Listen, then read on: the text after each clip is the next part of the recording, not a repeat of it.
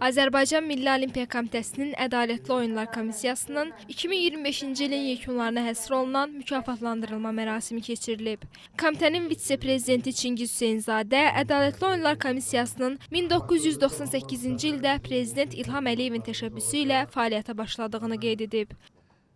Milli Olimpiya Komitəsinin Ədalətli Oyunlar Komissiyasının sədri Xəzər İsayev təkcə həyatda deyil, idmanda da ədalətli olmağın, eləcə də insanların bir-birlərini hörmət etmələrinin vacibliyini vurğulayıb. Azərbaycan Atletika Federasiyasının vitse-prezidenti Könül Nurullayeva idmanın təkcə medal qazanmaqdan ibarət olmadığını bildirib. Azərbaycanda da Ədalətli Oyunlar Komissiyası 28 ildir fəaliyyət göstərir və bugün bizim komissiyanın bu ilki, yəni keçən ilin yekunlarına görə nominasiyalarını təqdim etdik. Bildiyiniz kimi Azərbaycanın görkəmli idmançıları, məşqçiləri, hakimləri bu mükafatları aldı.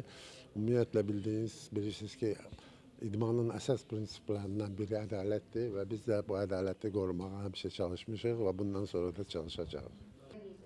Çıxışlardan sonra mükafatlar təqdim olunub. Hikmət Səmədov, bədən tərbiyəsi və idman xadimi, paralimpiyaçı Lamiyə Vəliyeva, ədalətli oyun prinsiplərinə sadiq idmançı, güləş üzrə məşqçi Cəbrayıl Həsənov, ədalətli məşqçi, voleybol hakimi Fuad Ağayev, ədalətli hakim mükafatına layiq görülüb. Ədalətli oyun prinsiplərinə sadiq təbliğatçı mükafatı ATV telekanalının əməkdaşı Sənan Şəfizadəyə təqdim olunub. Həmçinin Olimpiya Dünyası qəzeti ədalətli oyunlar hərəkatındakı fəaliyyətinə görə mükafatlandırılıb.